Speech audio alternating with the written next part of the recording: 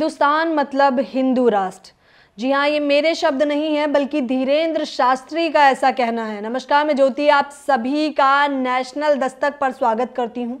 जहाँ एक तरफ धीरेन्द्र शास्त्री बार बार पूरे देश दुनिया में हिंदू राष्ट्र का डंका बजा देना चाहते हैं, तो वहीं दूसरी तरफ उनके छोटे भाई का एक वीडियो सोशल मीडिया पर धड़ल्ले से वायरल हो रहा है। और उस वीडियो को देखकर आप समझ जाएंगे कि आखिरकार हिंदू राष्ट्र भविष्य में अगर बनेगा तो कैसा होगा। आप लोग ये समझ जाएंगे कि किस प्रकार के हिंदू राष्ट्र की वो लोग मांग कर रहे हैं।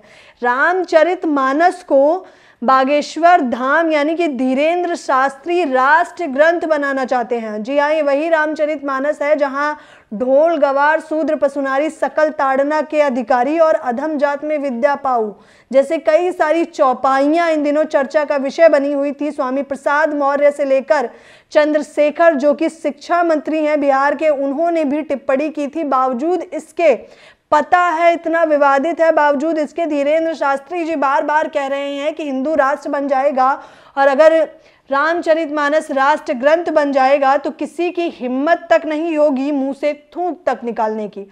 चलिए मैं आपको बता देती हूँ, इस स्क्रीन पर जो आपको क्लिप दिखाई दे रहा है या फिर वीडियो दिखाई दे रहा है, फोटो दिखाई दे रहा है, ये किसी और का नहीं बल्कि धीरेन्द्र शास्त्री के छोटे भाई सौरभ गर्ग उर्फ शालिग्राम गर्ग का है। जी हाँ, आपने बिल्कुल सही सुना। अगर आपके दिमाग में एक सवाल उठ रहा होगा कि ये लोग किस प्रकार का हिंदू राष्ट्र बनाना चाहते हैं, तो मैं आपको बता दूं कि मुंह में सिगरेट और हाथ में कट्टा लेकर ये सभी पर दादागिरी करना चाहते हैं और ये इस प्रकार का हिंदू राष्ट्र बनाना चाहते हैं। ये इस प्रकार का हिंदू राष्ट्र बनाना चाहते हैं जहां संविधान ना हो बल्कि बाबा का बुलडोजर हो। ये इस प्रकार का हिंदू राष्ट्र बनाना चाहते हैं जहां पर कानपुर का मामला दीक्षित परिवार का सामने आया था, तब आप लोग क्या समझते थे कि ये बुलडोजर मात्र दलितों पर चलेगा, ये बुलडोजर केवल मुसलमानों पर चलेगा, ये बुलडोजर केवल नीचे तबके के लोगों पर चलेगा। तो वो वहम भी बुलडोजर बाबा की नीति ने आपका दूर कर दिया होगा कि ये बुलडोजर तो उन सभी पर चलेगा जो हिंदू राष्ट्र की मांग कर रहे हैं। ये बुलडोजर ब्राह्मण, दलित, शूद्र, मुसलमान हर एक पर चलेगा जो लोग कह रहे हैं कि हिंदू राष्ट्र बन जाना चाहिए क्योंकि ये सनातनियों का देश है। हिंदू राष्ट्र मतलब हिंदुस्तान, यानी कि हिंदुस्तान का अर्थ ही बदल दिया है कुछ जो आप अपने आप को धर्म का ठेकेदार बताते हैं। लेकिन सवाल ये उठता है कि आखिरकार ये धर्म का ठेकेदार बताने वाले लोग हैं कौन। चलिए कहानी पर आ जाते हैं। धीरेन्द्र शास्त्री के छोटे भाई जिनका नाम मैंने आपको बताया, वो अपने हाथ में कट्टा लहराते हुए उनका वीडियो वायरल हो रहा है। वीडियो में आप देखिए कि किस प्रकार वो किसी एक शादी में गए थे गांव की और वहां पर बार बार वो यही मांग कर रहे थे कि जो गाने शादी में बज रहे हैं उन्हें बंद कर बागेश्वर धाम के गाने बजने चाहिए। जब ऐसा नहीं किया गया तो उन्होंने वहां पर सरेआम कट्टा चला। तो किस प्रकार से उसने शादी में कट्टा लहरा दिया और ये दादागिरी सरेआम हुई है। देखिए किस प्रकार से गाने, संगीत बजने भी नहीं दिया जा रहा था। आप देख लीजिए, हिंदू राष्ट्र की जो मांग की जा रही है, जहां पर महिलाएं चुप्पी साध के बैठेंगी, हमारे हाथों में माइक नहीं बल्कि बेलन होगा वो रोटियों बनाने के लिए। खैर, सवाल ये है कि आखिरकार धीरेन्द्र शास्त्री का सिर्फ यही कहानी नहीं, आपको बता देना चाहूंगी कि एक और शर्मनाक घटना हुई है।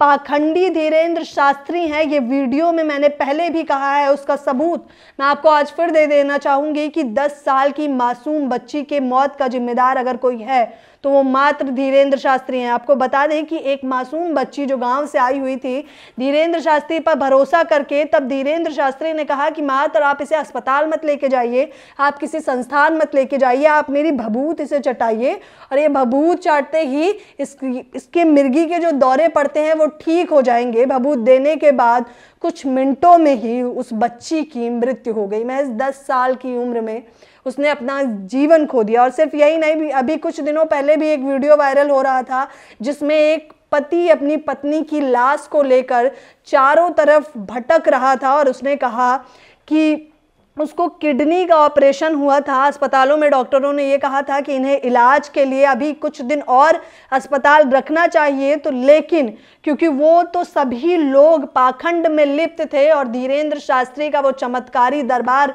जिसे वो बताते हैं, उस दरबार में उन्हें बुलाने का प्रयास किया गया और कहा गया कि आप ये भभूत लीजिए, आप ये भभूत खिलाइए अपनी पत्नी को और चारों धाम के चक्कर लगवाइए, आपकी पत्नी ठीक हो जाएंगी। ये 4 धाम के चक्कर लगाते लगाते उस पति ने अपनी पत्नी को भी खो दिया। देख लीजिए किस प्रकार की हिंदू राष्ट्र की मांग लगातार जारी है। आपको बताना चाहूंगी कि ट्विटर पर भी लोगों की क्या प्रतिक्रिया है।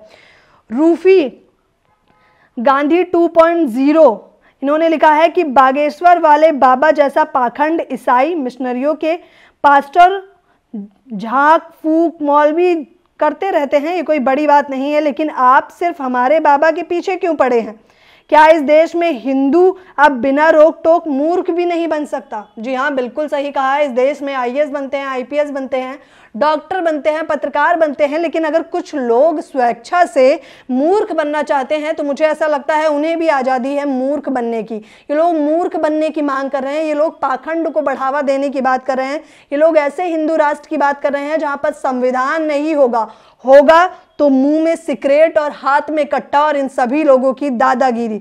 आपको बताना चाहूंगी कि जब कुछ दिनों पहले अभी स्वामी प्रसाद मौर्य ने एक बड़ी बात कही थी कि रामचरितमानस को लेकर उन्होंने एक चौपाई पढ़ी थी, तब ये वही धीरेन्द्र शास्त्री हैं जब कह रहे थे कि ऐसे लोगों को देश से निकाल देना चाहिए, क्योंकि रामचरितमानस केवल रामचरितमानस नहीं है बल्कि उसे राष्ट्र ग्रंथ घोषित कर देना चाहिए। योगी आदित्यनाथ, सीएम योगी आदित्यनाथ, जिनसे न जाने कितनी ही उम्मीदें लगाई जाती हैं, जब हिंदू राष्ट्र पे सवाल किया गया तो उनका कहना था ये देश हिंदू राष्ट्र बनाने की आवश्यकता अभी तो नहीं है, लेकिन ये देश हिंदू राष्ट्र था, है और हमेशा रहेगा। जाहिर तौर पर वो इसके समर्थन में तो रहेंगे, क्योंकि उनके बाबा के बुलडोजर जो हैं वो खून से लथपथ है, तो वो उसके समर्थन में ही रहेंगे। अब दीक्षित परिवार पे चला है, अब शुक्ला पे चलेगा, पंडित पे चलेगा, दलित, ब्राह्मण और मुसलमानों पर तो चलता ही आ रहा था। इस नए अनोखे हिंदू राष्ट्र के बारे में आप क्या कहना चाहते हैं?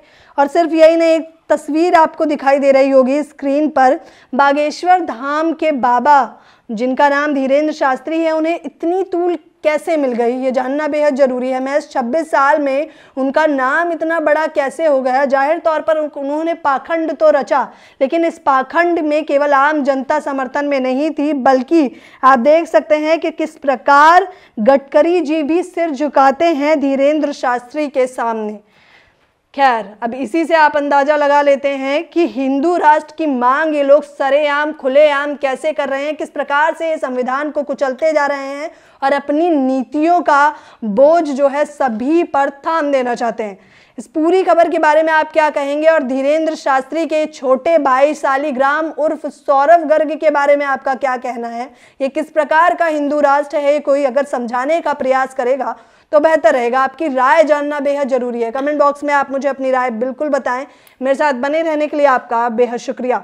नेशनल दस्तक की आपसे गुजारिश है कि अगर इसको बचाना चाहते हैं तो नेशनल दस्तक को सब्सक्राइब करने के लिए रेड कलर के सब्सक्राइब बटन को दबाएं, फिर बेल आइकन की घंटी दबाएं। नेशनल दस्तक को बचाने के लिए बहुत जरूरी है कि हर खबर को शेयर करें, लाइक करें, कमेंट जरूर करें।